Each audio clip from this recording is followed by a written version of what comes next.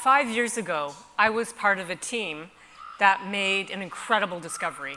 We use radio telescopes here on Earth to observe the Venus atmosphere. And we reported the detection of a gas in tiny amounts, a gas called phosphine.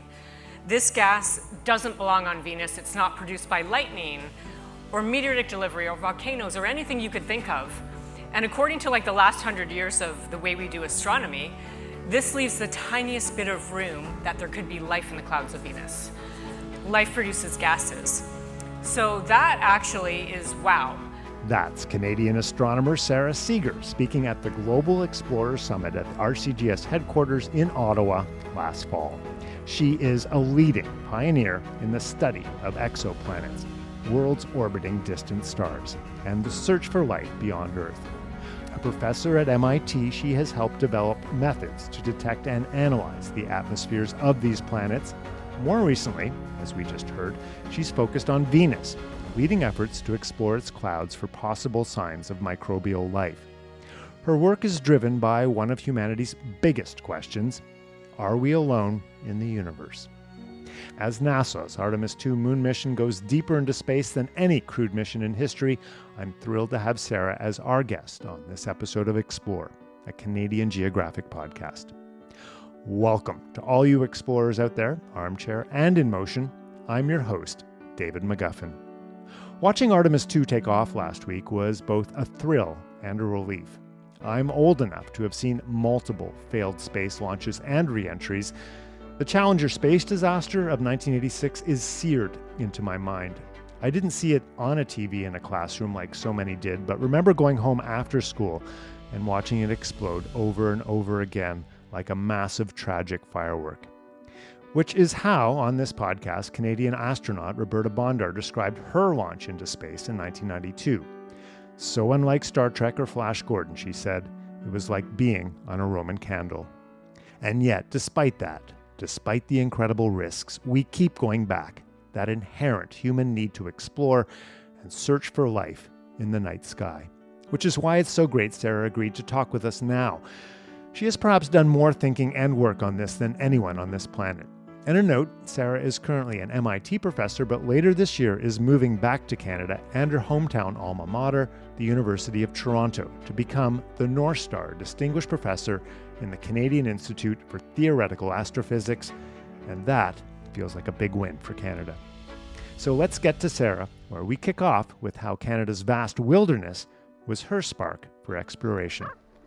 Sara Seager, welcome to the Explore podcast. Thank you. You're at MIT right now, and I'm looking at a blackboard behind you, which is giving me serious Goodwill Hunting vibes. What are we looking at behind you? This is a blackboard full of equations, basically. It is, and what's behind me is describing exoplanets, planets around other stars other than our sun.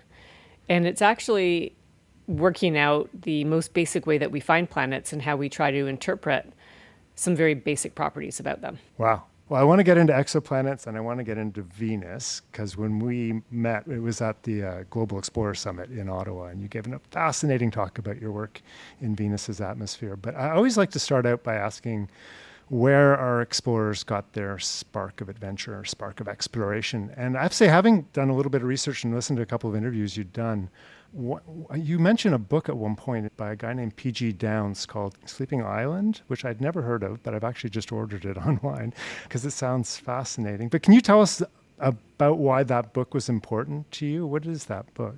I can tell it to you, but first it goes back a little ways further. Mm-hmm. Growing up in Canada, even if you don't have the privilege to go there, you're aware that there's so much intact wilderness. Yeah. The boreal forest, the subarctic tundra, and the Arctic, of course, and it's just really somehow planted deep inside. And when I was 14 years old, my grandfather offered to send each child to a summer camp. And I asked a girl in my class where I should go, so she told me to sign up for her camp.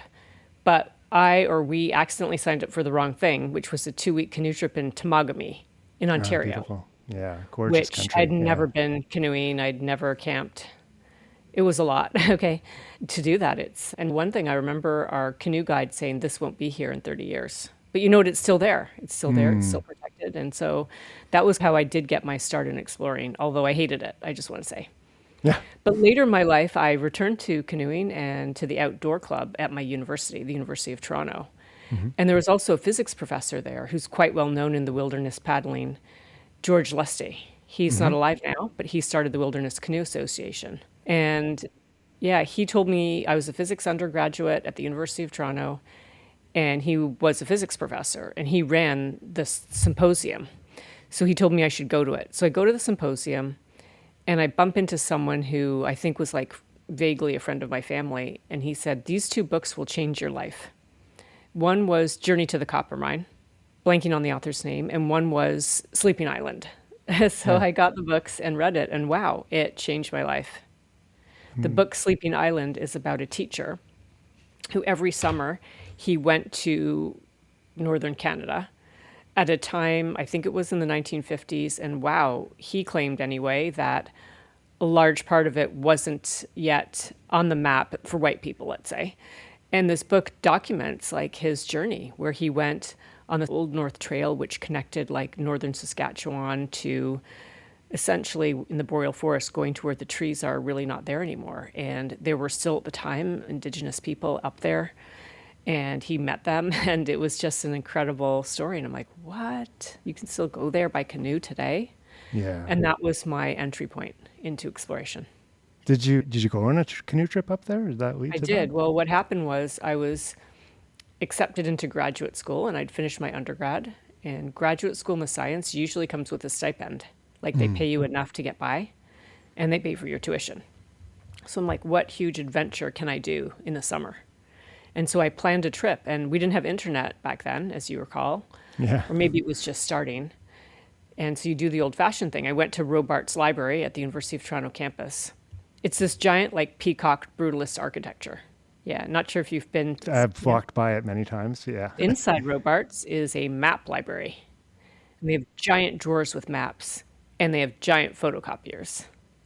So I planned this trip, which was a little aggressive and ambitious, given that I didn't totally know what I'm doing, but that's what happens when you're younger. And I also didn't have a canoe partner, so there's that.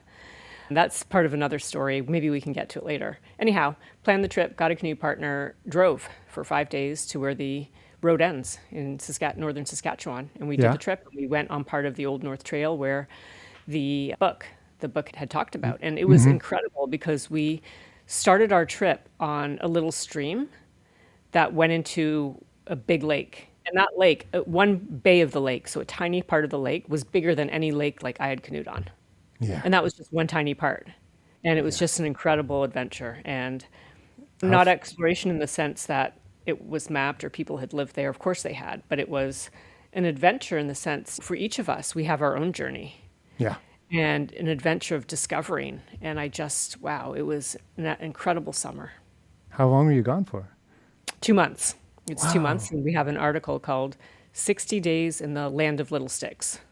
Does that exist on the internet somewhere? The little trees somewhere. Yeah, it exists on the internet. I wish I'd written up all my trips, honestly, Yeah. because it's all that's really, you can't go back and remember everything and all the details and how you felt at the time. But I really Yeah. wish I'd written all my trips up. But it was an incredible journey.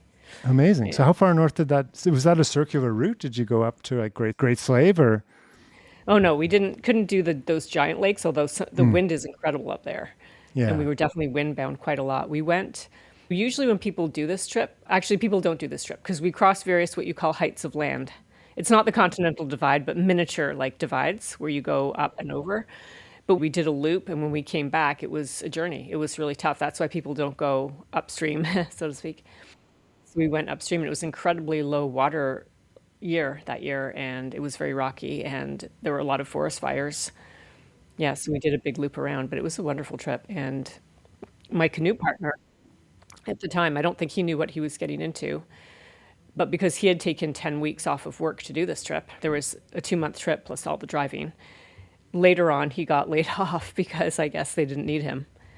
And I don't know how in detail we want to get in this story, but that Yeah. was my first husband, Mike, who we ended up getting married. Oh no, beautiful. After Yeah. that. Yeah, it's part of a longer story we can come back to. I'm not married to him now. I know, and I do know that story. He passed away Yeah. some years ago. He did pass away, yeah. Yeah, but we can definitely get to that. Yeah, but what a beautiful beginning, though. What is really interesting is that science is also exploration. And I won't say I've completely hung up my paddle, but when I moved to the US, we just didn't have those vast waterways. And I mean, we can still go back to Canada, of course, just sort of on a daily basis. When you drive for 2 hours, you're still surrounded by things. I took up hiking instead, which, when you're a paddler, you're like, why would anyone hike? Because you do a portage just for a moment, right? Like you just portage because you have to. Like, why would you It's, carry a pack and hike straight up a mountain? yeah, no, hiking is just an endless portage, basically. Yeah, it just makes no sense. Like, why would people do it? But I did get into hiking, and you get goals. It's a sport, it's like a marathon. Like, you get personal goals and you check off some boxes. It feels good in a different way. But in science, it is exploration. And it's the same thing. Like, sometimes, just like the explorers of the past went to the South Pole for the first time, sometimes in science, you can explore and discover something for the first time. But other times, the joy is just in your own personal discovery. Like, you may study something or work on a project or learn something new. And although that knowledge was there already, you still have that, wow, this is awesome. The same moment you'll have when you're exploring. Awesome. So it sounds like you've done multiple trips up there. Is that right? Yeah. What was your favorite? Quite a lot. There's this river called the Horton River, and I don't know the indigenous name right now off the top of my head, but that was an easy river. It wasn't as scary. A lot of the rivers we did, we were just like a two-person, one canoe, which isn't really recommended. And we had different, I don't know, I didn't want to do giant rapids in the middle of nowhere by ourselves, but we did. But this river didn't have it, so that's one reason I liked it. But I wanted to go there to see this phenomena at the end of the river called the Smoking Hills. And these are like these, not mountains, but like giant hills that have vents in them, and stuff's coming out of the vents, like sulfur gases and things like that. And I recently came across it again, just online, like I was looking it up for something, and I realized we didn't hit the key spot that's like super dangerous, and the gases are so bad, you need to have some kind of, maybe not a gas mask, but something pretty serious. We didn't see that, but we did hike up from the river, and it was absolutely incredible. And one of the things I hadn't expected on this river was the birds were absolutely tremendous. We saw at the beginning of the trip, you're going through a small canyon, and every day there's another pair of golden eagles or bald eagles. Can see a peregrine falcon. And I had brought these super heavy binoculars when they first came out, the image stabilizers, you press down on them and they stabilize. And I was like just watching this moment I had with a peregrine falcon. He didn't see me, but because I had these really powerful image stabilized binoculars, but I just remember watching, it's like, wow, it's just beautiful. And at the end of this river, when you're past the canyon and you get out to the Arctic Ocean basically, but you hike like away from the river, and then wow, there's all kinds of different waterfowl, all the 3 different kinds of loons, and the just richness of the birds, and it was just incredible. And there are grizzlies there. That's one of the only times I've Did you paddled see like them? grizzly. Oh yeah, we saw a lot of grizzlies, and Yeah. I remember they're all different. One was just opposite us on the river. She had business to do. She was in a hurry, didn't even look our way. Yeah. But another time, we were having breakfast on a sandbar because to avoid all the bugs, we would get up and go to a sandbar, and there weren't any mosquitoes or black flies on the sandbar. And we saw this bear in the distance really watching us, and it was coming towards us slowly, but it got more and more interested the closer it got. So, okay, we're done with breakfast. We got off. We had a lot of different bears. Yeah. And there was a moment at the end of the trip, I remember, I didn't want to camp there, but we didn't have any other options. And there was a lot of evidence of like recent bear activity. And I'm like, I just don't want to do it. And my then husband was like, he just told me to suck it up. Yeah. And I remember too, I was just so mad. You know how when you remember sometimes when you're just so angry, like I just didn't want to do it. But yeah, there wasn't really anywhere else we could go. And then we hiked over to the edge, and I just saw 4 like beautiful beluga whales just swimming by in a pod. Come on. And Wow. one more amazing thing about this trip, it was the type of trip that had all the elements, but nothing super scary except that one moment. There was an old dew line station, DEW, distant Yeah. early warning station that they had. NORAD, Yeah. yeah. Yeah. They used to populate supposedly with real human beings who would be on the lookout for missiles coming from the former Soviet Union. And now they're all automated, of course. So we went on a really long hike. The time it felt long before I got into hiking, remember? Yeah. We hiked for about 5 kilometers to this station, but no one was there. I don't know why. We just wanted to see it. And it came out of the fog, and we saw the ray domes, and it was just like a movie. And there was a big sign saying, do not come near here, do not trespass. And we just waved at the camera. And then we went back to our campsite. Yes, the trip had everything. I'd say that was just definitely the most memorable and the most. Yeah. And probably no other people is the other thing too, There right? usually aren't too many people, but Yeah. unfortunately for a small part of the trip, we were leapfrogging like there's like Yeah. a commercial trip, and we were just Yeah. we'd see them every day for a while, but then we got out of sync and we were alone again. It's amazing. It's a humbling landscape up there for sure. It Humbling, is. humbling. Yeah, incredible. And so someone who spends their life looking towards the stars. I mean, also, I mean, the night sky, I guess, up there in the summer is not, there isn't really a night sky. But I Well, and also, imagine, it's cloudy there a lot, right? yeah, It's often cloudy, and yeah, it's daylight like so much, so you don't yeah. really get to do astronomy. In Temagami, did you see the night sky, or is that a memory from Yes, that? there was another trip at that same camp where I saw the Northern Lights for the first time. Oh, amazing. It was Yeah. just an incredible night when they were there. But yes, there's the best place to see the night sky. It's definitely not Northern Canada, as you probably know. It would be somewhere dry. Oh, So right. I've Yeah. heard, for example, the Okanagan Valley in British Columbia Oh, supposedly is an amazing place because it's so dry. But my best times seeing the night sky have been in the desert Southwest in the United States. oh, amazing. And there, okay, they don't have the black flies or mosquitoes, and you literally just sleep out. Like you sleep outside, and it's so dry, you're not getting like condensation on you when the Wow. dawn Wow. hits. And I've been on an amazing trip not too long ago, a really cushy commercial trip. We took my two sons, grown up now, down the Grand Canyon on a commercial trip. And that was like someone makes your food and you have giant rafts and they bring all your food and you can go in a paddleboard. Like you can experience the rapids a little more deeply. And I have been on that river in a canoe. It didn't go well. My canoe club went there one year and yeah, people brought open boats to that river. That's another story. But this most recent one, we slept out. And wow, like I would go to bed by the stars, and depending on what constellation was up when, I had a bedtime and a wake up time, depending on what I could see. We could literally tell the time Ah, by the night amazing. sky. And it's so dry that the stars are so vivid, it's so clear. That's incredible. My best memory of a night sky it was in Quebec, the La Vérendrye parks are north of Ottawa, and but I just remember like the Milky Way being milky, like that was like a revelation. Oh, that's why it's called that. Like just so bright and just so So much bright, dancing yeah. around up. You were lucky. You must have had a very clear night, a very dry night, It might have been a moonless dry night, summer too. Yeah, and you definitely got a really great night. I'm really glad. I hope everyone can yeah. get to see the dark night sky. At what point in all these adventures is there a moment where you're starting to look towards the night sky more? Or what is that? Is there a moment you can remember back to? I definitely remember it. I always loved the night sky. I loved the moon. Do you remember how the moon follows you? Like you can be Yeah, in the car and going yeah, yeah. somewhere, and like no matter what you do, it's still there. Yeah, it's always at Just the remember window. Yeah, yeah, yeah, like why isn't it going anywhere? I really puzzled over that. Now I know the answer, but no one could answer it. No one I yeah. knew as a child. Like I couldn't find anyone who knew the answer.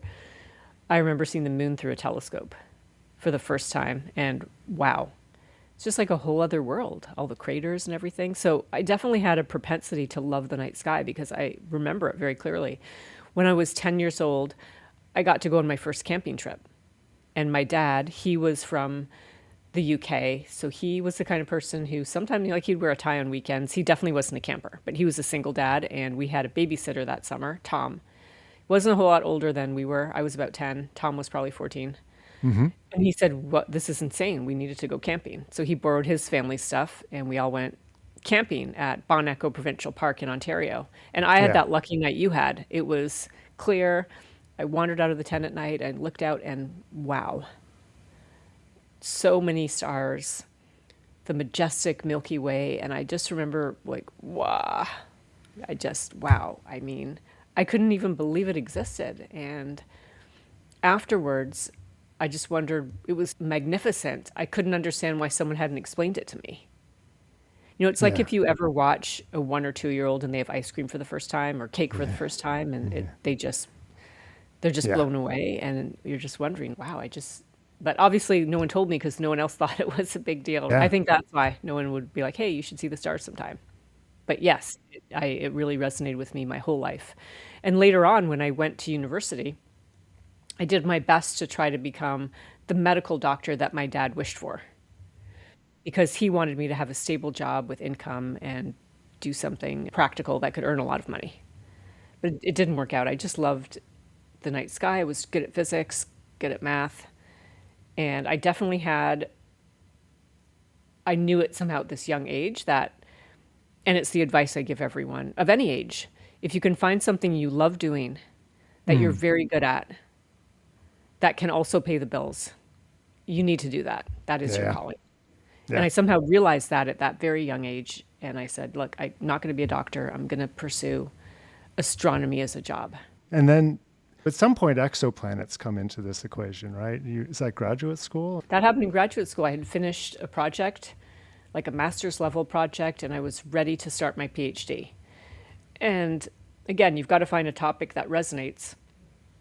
And my advisor at the time, my PhD advisor, typically an advisor will suggest a few projects and you pick one.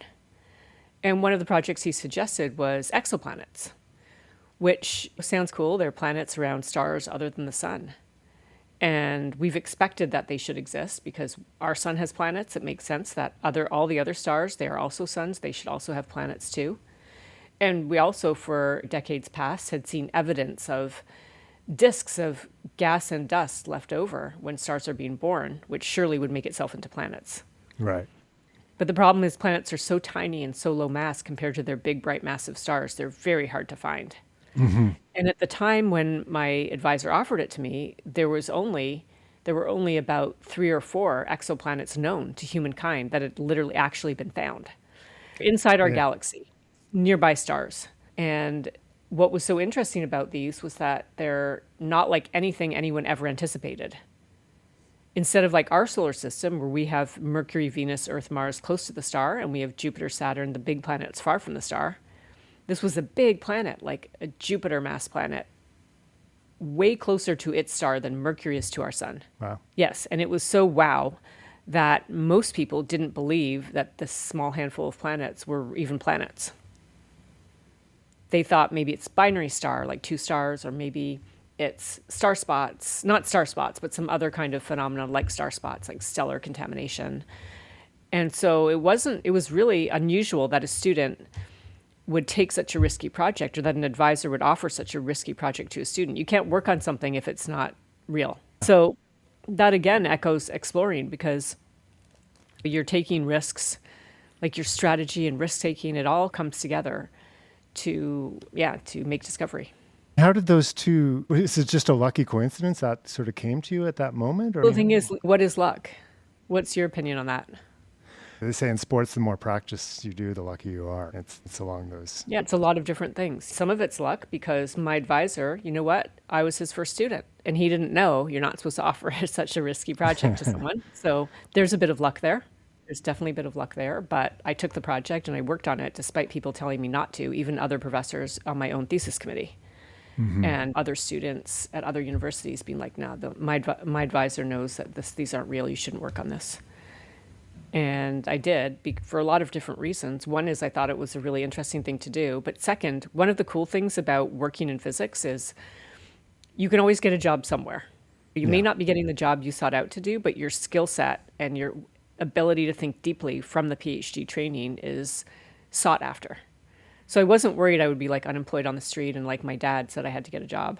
Obviously, you have to get a job and support yourself. He was very adamant that I have a good job and support myself. I think he was thinking, I'm a parent too. So, you want your kid, you don't want to be supporting your kid financially. So you want your kid to be able to go out there and get a skill and learn something practical. He wasn't sure if I would get a job, but I convinced him, like, look, we're told repeatedly, PhD in the physical science, you'll get something. So I wasn't too worried. And to be honest, just in interest of full disclosure, I didn't like grad school. I was very unhappy. And I just didn't know if I would stick with it. So it didn't really matter if my project wasn't going to work out because I was learning skills that were helpful, programming, deep thinking, and all that. So from a handful of exoplanets then to how many do we know or think Thousands. exist? There are thousands, several thousand exoplanets that we know that are Documented? Yeah. confirmed planets. Yeah. There are thousands more that we could call planet candidates. They need a lot more work to know if they're 100% sure planet, but they're almost certainly planets. And then we have evidence just from statistics that probably almost all stars, like the large majority, like 99% of stars have planets. And our galaxy has hundreds of billions of stars. Wow. So if every star has, or the large majority of stars have more than one planet, right? There are going to be trillions of planets in our galaxy alone. And then beyond our galaxy, there's hundreds of billions of galaxies too far for us to find planets. It's mind-boggling. Yeah, the numbers out there are just, the numbers are mind-boggling. Which makes me think, was Carl Sagan and Cosmos a thing for you when you were young? Not so much. I wasn't really. You're, Carl Sagan definitely reached a lot of people, but it wasn't a thing for me personally. no. I wish he lived, though. I think everyone wishes that Carl Sagan could have seen the tremendous number of planets and all the cool things about planets and moons in our own solar system that we know today. Yeah. For me, I mean, he was the first person that gave me that sort of sense of near infinite out there. Like it just goes on. And it actually disturbed me to the point of not being able to sleep the nights I would watch that exactly. show. No, it was mind-blowing, like absolutely mind-blowing. Yeah, so, I mean, there's a lot of talk about a planet B or a twin planet for our own Earth. And what do you think? It seems like the odds are something like that should exist given those numbers you're talking about, right? Yes, definitely. You're right on there. It should exist somewhere. Yeah.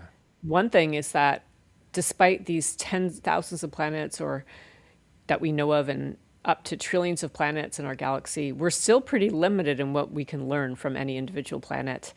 And we really can only study planets around in our nearest neighborhood. It's like saying, hey, you can meet the people on your street, but if the people are in Paris or they are in Shanghai or like, you're never going to meet them. Not now anyway. So we're very limited. So the question is less, is there an Earth twin? And more, is there one nearby so that we can find it? Yeah. Yeah. We'll never, in our lifetime, do you think that'll happen? We'll have we might have evidence in our lifetime. We may have a hint, or we may see something that, in the crude data we hope to get, looks like ours. But have you seen the movie Interstellar? Yes, it's a mind-blowing movie. Yes, I have seen that. Aside from that wormhole, Yeah. what I liked about that movie was they had 3 planets where they had evidence, maybe they're not Earth twins, but that they look like we might be able to live there. Yeah. And that's where we might get. Not that we could live there, but we might have evidence. But they showed in that movie how you have to go to the planet and really see what it's like. Like you need way more information. So we'll be limited in what we have. But we hope that in our lifetime, we're planning to scour the nearby sun-like stars and find out what they have. Just curious, as an astrophysicist, like what was the physics in that movie? Did that make sense to you, or is that no? Honestly, if they made a movie about the search for Planet B, it would be a super boring movie. It would move like that phrase, watching paint dry. Yeah. So boring. And A lot of every people movie crunching needs, numbers like, and yes, every movie does need like miracles. It has to break the laws of physics, or it's just not going to be an entertaining movie. And then life on other planets. Is that also an assumption that you think is likely at this point? Scientifically speaking, we see the ingredients for life everywhere. NASA just brought back part of an asteroid named Bennu, scooped up a couple of grams and brought it back to Earth. And people find so many building blocks of life in that asteroid, like amino acids, those make up proteins. They found nucleic acid bases, those make up DNA, parts of DNA. So if the ingredients are everywhere and planets have the right condition, then it seems very likely that life arose somewhere else as well. We don't know, though. We're really all trying to find one other example of life that we can convince ourselves did not originate on Earth and get transported. Let's say Mars or Venus, or we get a sample return and we are legit 100%, wow, there's some kind of alien microbes.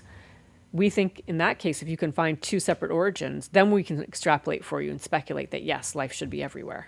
And is that what brought you, because you've been looking at exoplanets and now your big project right now is Venus and looking for life on Venus, and you think you found it, which is exciting, right? We don't think we found life yet. We have started to demonstrate that some biomolecular building blocks are stable on Venus. But we can unpack that a bit if you want. Yeah, please. Yeah, explain that, because I think it's Alrighty, fascinating. so what people have wanted to do for 100 years or more is find signs of life on a planet, whether it would be Venus or even Mars or any exoplanet, by looking for a gas that doesn't belong.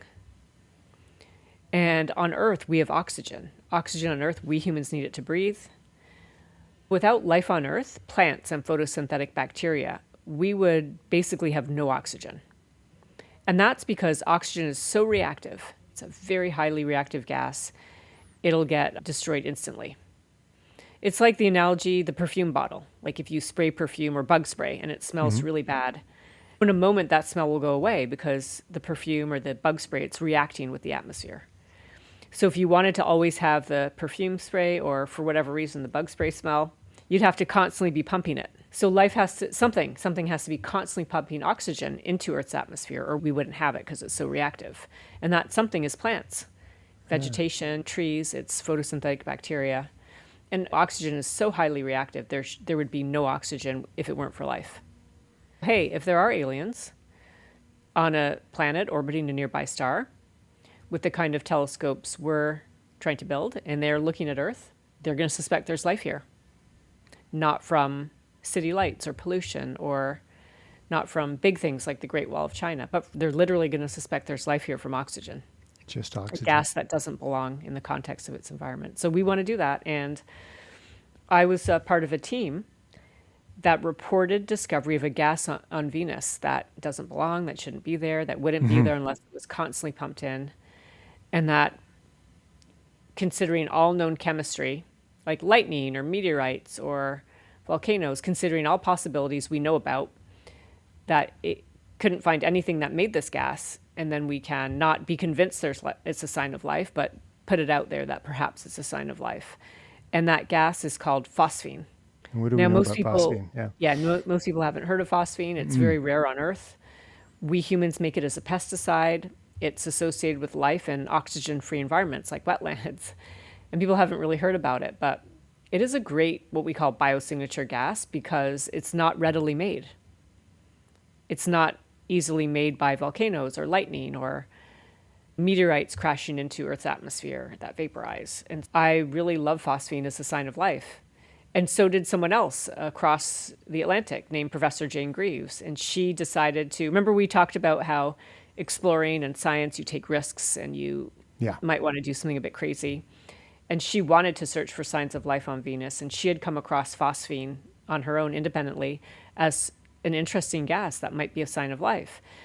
And she knew this was a crazy idea, a crazy project, but she proposed to get telescope time. You have to write a proposal and your peers review it and it has to get picked, and eventually it was selected. And she found some evidence of phosphine. So someone connected our two teams, two astronomers working on this very obscure gas, and she invited my team to join her team. And in the fall of 2020, we made an announcement, reported detecting tiny amounts of phosphine gas that nonetheless couldn't be explained away by known chemistry. So what happened next was incredibly controversial. No one believed it. People looked at the data and didn't find the signal. And people just went ballistic for so many different reasons. That is just, we're not social scientists here, but it was a mess, a complete disaster. That's a thing in the world of science, though, right? Like new discovery usually gets strong pushback. Is that not true, or is this even beyond that, do you think? It always does. It should. Someone's got to be skeptical. It's like fake news. You have to really use your own brain and use your own judgment. And it's really hard finding signs of life by way of gases. It's hard. It's usually a very tiny signal, like the needle in a haystack. Tiny signal, a lot of noisy data. Venus is very bright. It's almost too bright for large facilities, large shared astronomy facilities. It remains controversial, let's just say. Maybe we can leave it there. It's very controversial. There's a lot of back and forth. Unless we go to Venus and drop a probe down that is made to search for phosphine, we may not resolve this. However, there was actually a NASA mission that went to Venus in the late 1970s, and someone has been reanalyzing that data and claims to have some evidence that there's phosphine gas in the atmosphere. So it's very intriguing, but it'll remain controversial. But you're going, right? Are you not trying to get we have, that's right. So what happened, I'm just going to now connect the dots for you. Yeah, thank you. There's two things that happened. One thing was, after this whole, let's put it mildly, kerfuffle, I just was like, wow, this is a career crisis for me because I and a lot of people want to find signs of life on exoplanets. Yeah. They're a lot further away than Venus. They're orbiting nearby stars. And wow, if all of this on Venus is such a disaster, if we're going to try to find signs of life on a planet so far away that we know very little, like almost nothing about, how's that going to go down? So I decided, look, I got to take a little breather. It's like when you have something goes wrong with a friend, you're like, I need a little break from you. Let's just not talk to each other for a while. So I took a break from exoplanets and decided to work on Venus. And I want you to know it's not just phosphine. That, controversial though it is, there are a bunch of other gases on Venus. That shouldn't be there. that shouldn't be there. And Yeah. some are controversial, like ammonia, NH3. Some, like oxygen, not at the levels we have on Earth. There's tiny amounts found by former Soviet Union probes that went into the atmosphere, found by NASA Pioneer that went into the atmosphere. Tiny amounts of it, like tens of parts per million, still shouldn't be there. There's a whole bunch of intriguing things on Venus that are just, wow, we need to go to Venus and find out what's going on. Not only that, the story gets, let me just tell you how absolutely astonishing this story is. This is why science is like the journey of discovery. So I decided to convene a small team. We call ourselves Morningstar Missions to Venus. And think about what kind of missions could we send in this modern day, since no probes have gone down into the atmosphere of Venus for over 4 decades. What could we send to search for signs of life? And our first sponsor asked us to also do laboratory experiments to support the mission. And I was like, okay, that's interesting. I don't know what we're going to do. But we forgot to mention that the thing about life on Venus, why is it so crazy and people won't believe it? The surface of Venus is too hot for life. Yeah. Like how It's hot is it? 700 Kelvin. It is It's like like beyond, way too hot. yeah. It's way Yeah, too hot. melts And lead so- or something. Is yeah. that what I read? Yeah. But, yeah. But just like on Earth, when you hike up a mountain or you go in an airplane, it gets colder and colder above the surface. Yeah. That's also true on Venus. And so 50 kilometers above the surface, way high up, it's the right temperature for life. And it's amazing. And actually, high up there, it's in a cloud layer where there are liquid cloud particles. Life needs a liquid for chemical reactions to happen. So it's the right temperature, there's a liquid, and there's energy from the sun.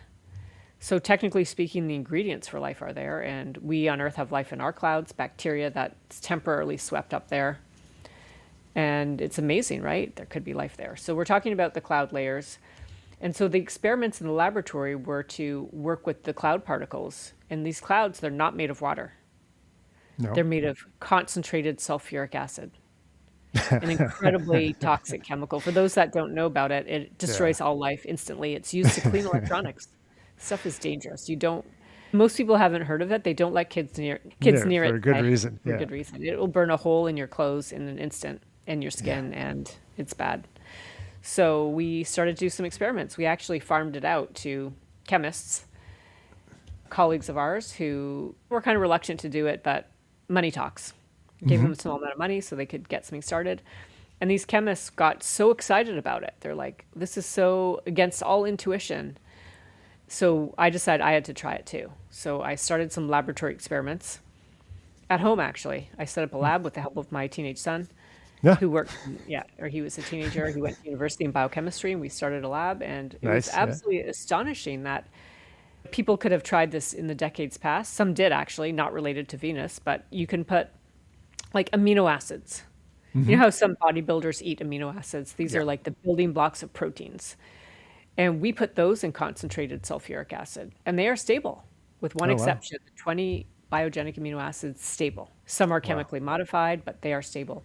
Our DNA is not stable. DNA has a sugar phosphate backbone, and then it has this ladder, the double helix. Think of the ladder molecules, adenine, guanine, etc., ACGT, etc., stable. So part of our DNA is stable. Part of our DNA is stable. We are now working on a project to find a DNA-like molecule, not our DNA, but swapping out parts.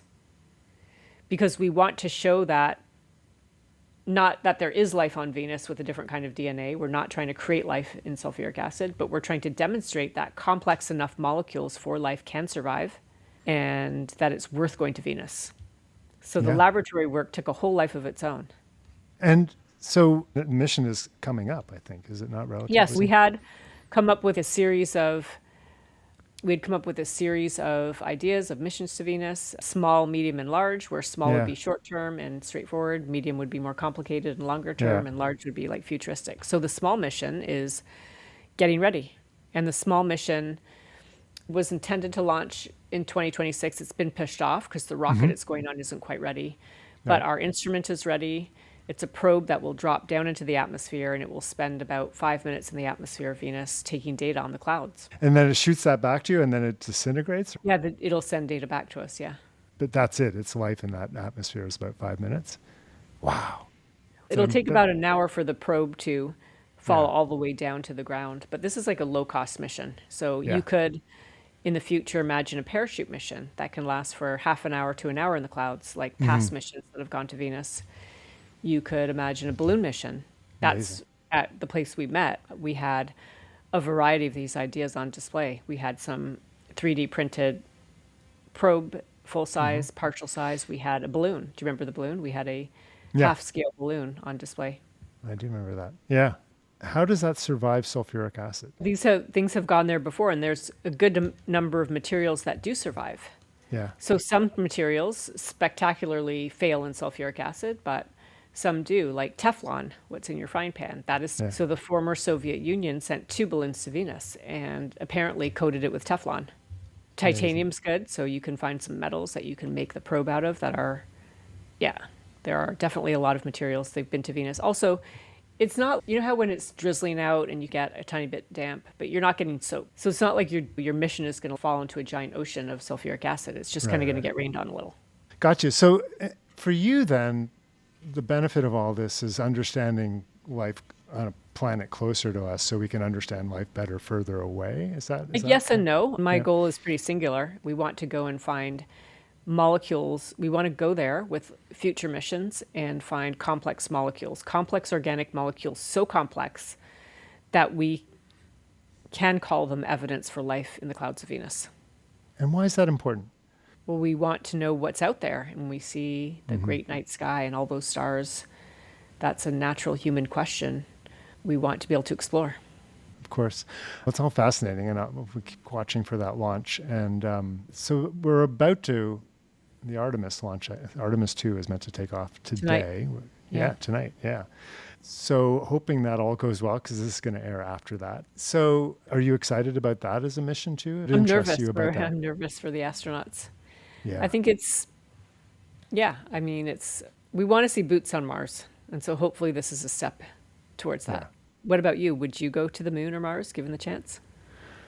I think the moon more so. Mars just seems so far away. I've seen The Martian. I don't know if I've got that with me. Yeah. I mean, I'm like you. I love canoeing and I love going out but this is a pretty stable environment that we live in here on this planet. It is. We in Yeah. our environment are designed for each other. We co-evolved. On Mars, you wouldn't be walking freely. You'd be in a cave probably or in a habitat. You said the moon, getting to boots on the ground on Mars is important. Why is that important for you? I don't know if it's important to me, really. But I do think that the human desire to explore is so strong. We don't always have a rationale for it, but I think it will happen, and I think it's inevitable. Do you think we'll bump into sentient life like us at some point? Unfortunately, I don't think so. I want to Yeah. meet an alien also, just like everyone. But Yeah. unless they're right nearby, it'll be nearly impossible to communicate at all. And our nearest star is 4 light years away. And if we wanted to give them a call, if there are intelligent, sentient beings there, that's 4 years each time we send a message. So we would send a message. It would take 4 years to get there. They'd interpret the message, send one back. That would take another 4 years. Now, there is a planet around our nearest star, an Yeah. Earth-mass planet in the habitable zone where it should be the right temperature. So it's certainly possible, but it would be long odds. Yeah, long odds. So should we be sending messages out? Is Oh, that that's a something? good question. People get all worked up about that, all bent out of shape. Every few years, there is a group of people, astronomers, who want to send out a message, and they quickly get squashed by another group who just thinks it's irresponsible.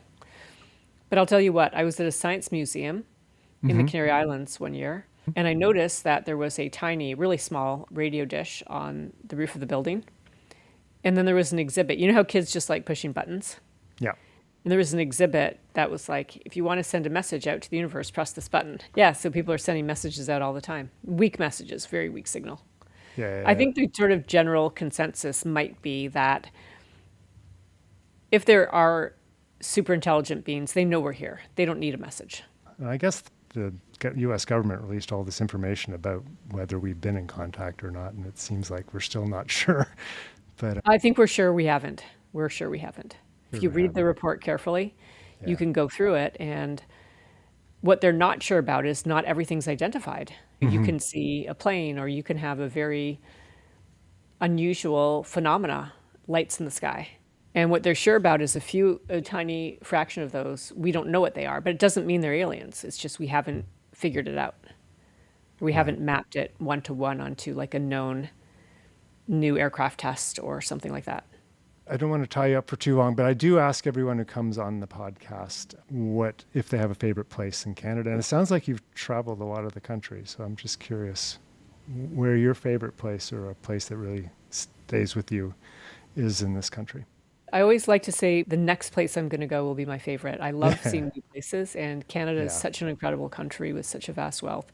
I think if you really press me on it really hard now, there's a place I get to go a lot, and that is Georgian Bay on Lake Huron. The Great Lakes are so vast and so beautiful. And what's special about this place, it's my husband's family's summer cottage that we now own, and it's like a couple of dirt streets away from the lake, but the lake is so calm. Like it has so many moods.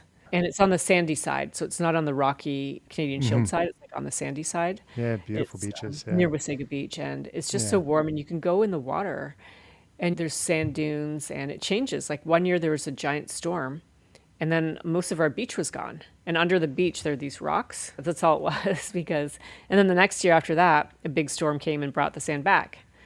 And like all the moods and being able to experiencing one place in all its wonderful nature, like over and over again and all the different times. And one time we were there in winter, and in winter the lake freezes, but not always across, right? It will freeze in the bay. Yeah. And the slabs pushed against each other, they must have. And we had these giant like vertical slabs, like very high. And I mean, just everything about this place is just amazing. And it's not like a super clear sky, but we do get to, we for some reason face west, and we get to see a phenomena when the sun sets on a clear day when the wind has blown all the pollution away. And when you have an extra effect, like the lake is really warm, you have what's called a thermal inversion. When the sun is setting due to the long path length through the atmosphere, because of refraction, it's called, the sunlight actually spreads out into like a miniature rainbow, if you will. And as the sun sets, just as it's gone down, the very tippy top of the sun in the right conditions, all the colors will be gone except for green. And if you're lucky, you can see something called a green flash, where you just see a tiny little, the most pure green one could ever describe.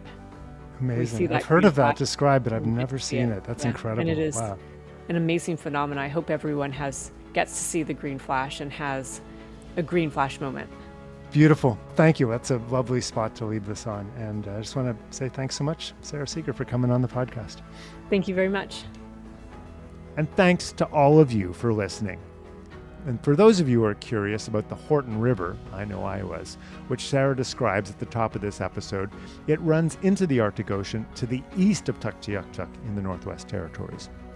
And if you enjoyed this episode, I've interviewed many astronauts on this podcast.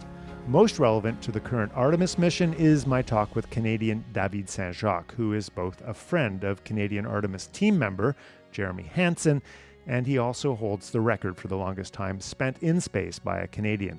It's a smart and thoughtful conversation. I think you'll like it.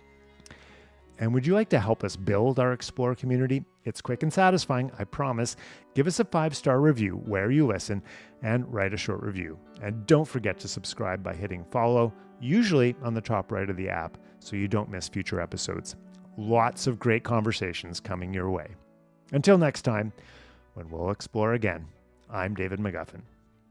I think right now we're enjoying very much looking back at the Earth, and it's just a fantastic experience, and I just can't wait to get back and start telling people. We left Simpson about June 10th with the fur brigade, consisting of a number of yacht boats, each manned by 10 voyageurs. For us Inuit, it means that Inuit oral history is very strong. And we flew low over every inch of the country that could be. We were hoping that he would fire at us. I guess 160 dives or so. There are shrimp fish swimming around outside. It's just fabulous here. Well, I'm a first for Canada.